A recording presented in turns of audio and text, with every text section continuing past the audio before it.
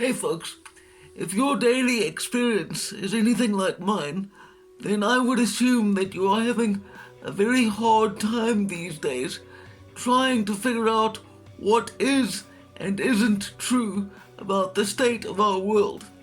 This is largely because the organizations that we used to be able to rely upon to tell us the truth about what was going on have been captured in a great war of ideas, such that telling the truth is no longer the highest objective of many media organizations.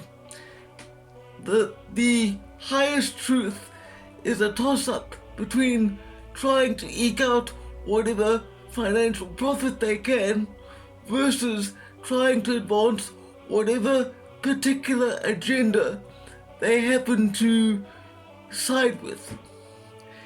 This makes things extremely difficult because, as I believe I've said before, it's not even possible to believe reports from organizations that say things you yourself agree with, because you're told something that emotionally resonates with you or that you want to hear doesn't make it true.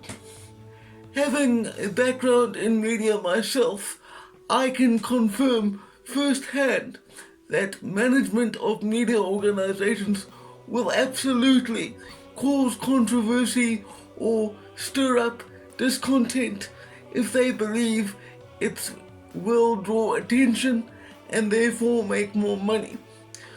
I have been told personally in my journalistic career that I don't do enough to create controversy and, this is a direct quote, make the old people angry. I never saw that as my duty when I worked as a journalist.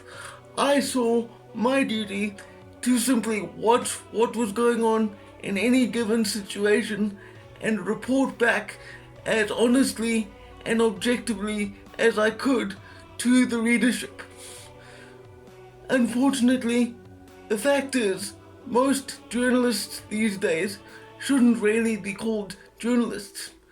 They would be better described as agents of propaganda or social activists. This is why I think that a lot of corporate media is dying, and more independent coverage and content similar to what I am making now has become so popular. Because in the pre-internet age, news organizations and even individual newscasters were often viewed as oracles of truth who would break down the information of the day's events in a way that the average man could easily understand. I'm sad to say that if that was ever the case, which frankly I doubt it ever was, it certainly isn't that way now.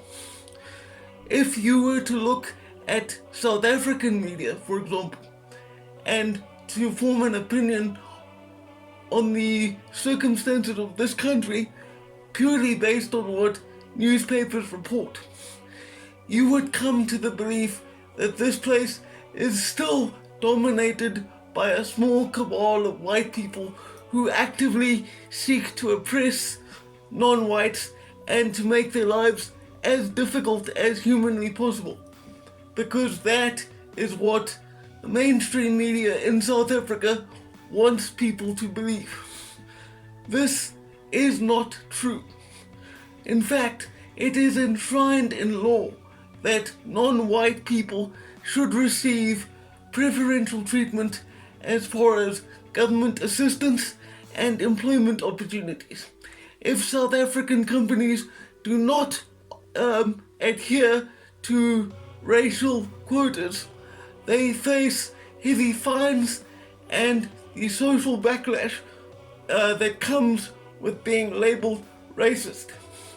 And as we all know, being called racist in 2022 is akin to being called a witch, for which you may be very quickly burned at the stake, metaphorically speaking.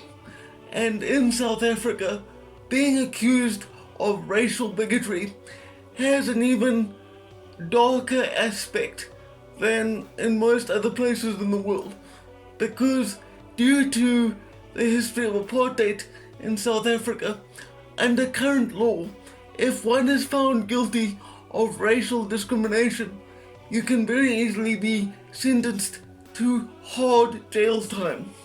So not just a fine, not just a slap on the wrist, not just social ostracization, you can be sent to prison if the court deems that you are in some way racist.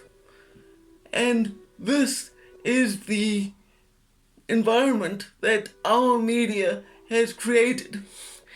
Any instance of a black person suffering some unfortunate event or circumstance is very quickly tied to race by the journalistic class in this country.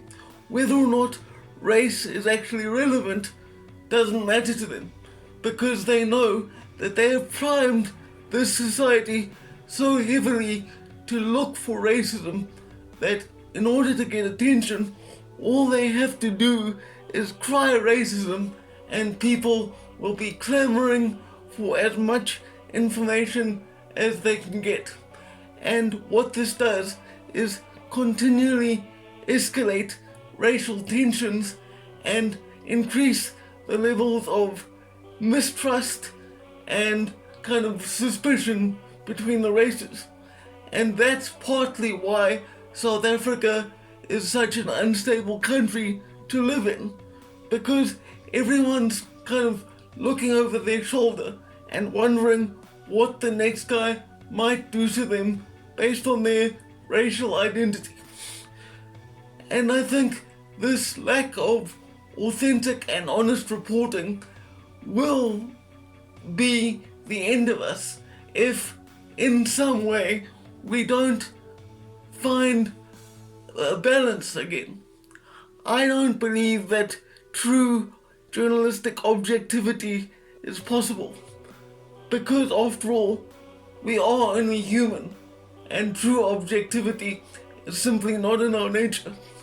But this practice of journalists behaving as activists and agents of propaganda, if not stopped, will destroy everything that modern society has built. For now, farewell.